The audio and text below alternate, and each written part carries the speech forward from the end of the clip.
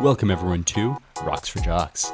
Recently I went to Iceland, which I felt like has given me enough content to do this podcast for years to come. Seeing all that earth science in action was incredible. People were hyping up that trip to me for months before I went, and I was honestly pretty concerned that my expectations were set too high.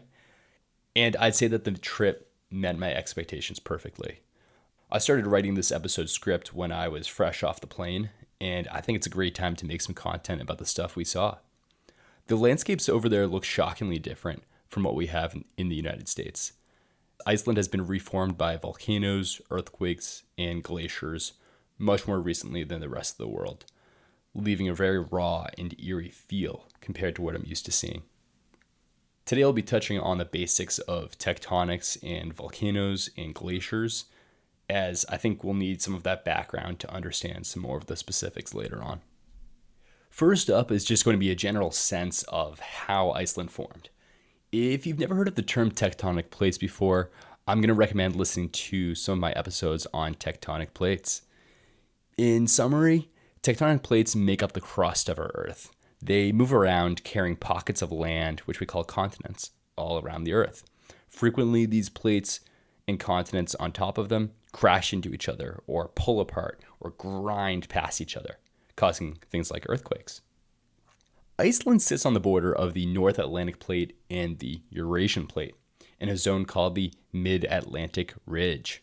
So if that wasn't clear, it's in the middle of the Atlantic and Iceland sits on top of that. When we were there, we visited this place called Thingvellir National Park.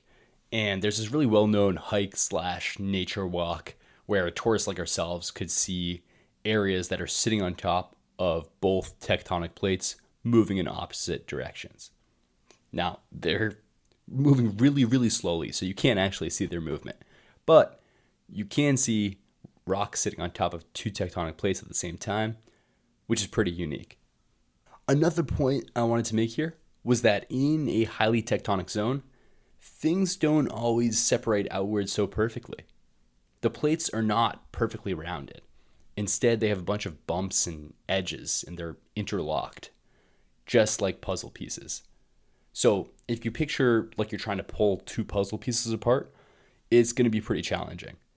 Similarly, when the tectonic plates pull apart, those interlocking pieces grind and break as they try to pass by each other, causing some cracking and shaking on land. In a lot of cases, you get land kind of pushing up against other land and weird hills and mountains forming. So if you're a viewer on the surface of Earth, this is how we're going to get things like hills and cliffs when that land pushes up against other land.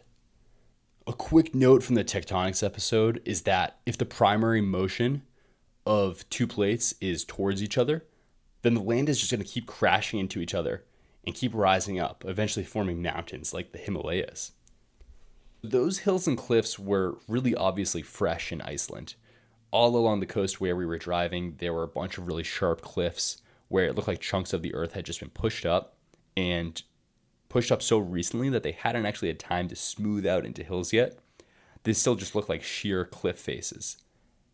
Okay, going back to talking about Thingvellir National Park. By the way, this is spelled with a P in Iceland instead of a TH. Their language is super different from ours, so I'm just going to roll with that. So one of the more peculiar landmarks about this area which caught my eye was that about 100 or 200 yards into the walking trail, there's kind of a giant hole in the path, which people had to cross with a bridge. The hole in the path didn't actually exist until 2011, when it just kind of showed up in the middle of a gravel path. Some scientists went to investigate the area afterwards and figure out what went wrong. Basically, they found that the ravine making up most of the national park extends underneath that path. And the path itself only existed because enough rocks and gravel had spilled into the ravine and kind of gotten stuck in a narrow section of it, allowing people to walk on top of it. So what we thought originally was firm ground was actually just some rocks and dirt stuck between bigger rocks with a hollow area underneath. The working theory for why the hole occurred is that during a few nearby earthquakes in 2000 and 2008, some of the rocks underneath that path were loosened and broke away into the underlying ravine. Eventually, rain and snow loosened some of the rubble, making up the path enough for a hole to emerge in 2011. After researchers looked into it for anything interesting from a scientific perspective, it was covered with a bridge and eventually became part of Thingvelir's tourist attraction. Now, back to Iceland's tectonic plates. As plates pull apart, like the ones at the Mid-Atlantic Ridge, magma from below the Earth's crust rises up to fill in the gaps. This is seen really clearly in the middle of the Atlantic Ocean, where the ridge opens up and has fresh, new rock forming all the time. Videos exist of that magma rising up red and cooling off, slowly forming dark, new rocks at the center of the ocean. On land, this is a little bit harder to see visually. The magma rises towards the surface, and this ends up looking like lava coming out of volcanoes.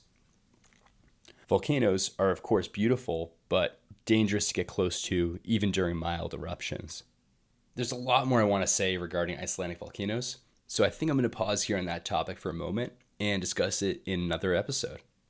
Instead, I'm going to go on for a few minutes here about how tectonics relate to geysers. As those previously mentioned tectonic plates spread apart and magma rushes towards the surface, it contacts a variety of different rock layers. Some of those layers have gaps in them, filled with things like water and air. As the rising magma heats everything around it, the water and hot gas starts rising to the surface as well. In some cases, the hot water has plenty of space near the surface to spread out, so it flows calmly into something like a hot spring or a hot river. Other times, the hot water is forced through narrow passages until it hits rock where it gets stuck, causing the hot water and gas to collect in things like underground cavities. This goes on until enough hot water and gas have built up, and the pressure of it moving upwards overwhelms the pressure of rock holding it together, releasing it as an eruption. The water that gets erupted out of that area cools down as it gets in contact with air on the outside, and it falls back on the area where it came from, causing kind of a cap of cool water to form on top of the hot water spout. Now, the next way an eruption can happen is if the water underneath that cool water cap builds up enough steam and pressure in the underground cavity again, where it can break through the cold water cap, resulting in another eruption. Now, for some geysers, this cycle can go on for years and years and years of hot water breaking through the cold water cap, cold water falling back down, and then the cycle repeating itself. The geyser that we saw in Iceland had one of those eruptions probably every 5 to 15 minutes that we were there. It's pretty cool to see, and that's why it's one of the most famous ones in the world. Quick fun fact here is that there's a verb in Icelandic, geysa, Geysa, which means to go quickly forward. This was used to name the attraction that we saw, Geysir, Geysir, and then that, of course, was used to derive the English word that I've been using so far in the episode, geyser. Something else you may notice is that a lot of geysers feature a similar cone shape around their surface. This is because in many of the places where water gets heated up by magma, magma has already combined to form fresh rocks nearby. These rock layers are heavy in a chemical called silica, which gets rubbed off of those rocks and brought to the surface by the rising hot water. During eruptions, the water filled with silica splashes around the opening, where the water can then evaporate and leave behind the silica to form kind of a cone of silica rock around the opening, called a cone geyser. Geysir in Iceland that we saw was not a cone geyser, but there are a bunch in Yellowstone National Park, which are really famous for this cone shape. In one of the next solo episodes I record, I'm planning to discuss Iceland's volcanoes, so stay tuned. Thanks a bunch for listening, everyone.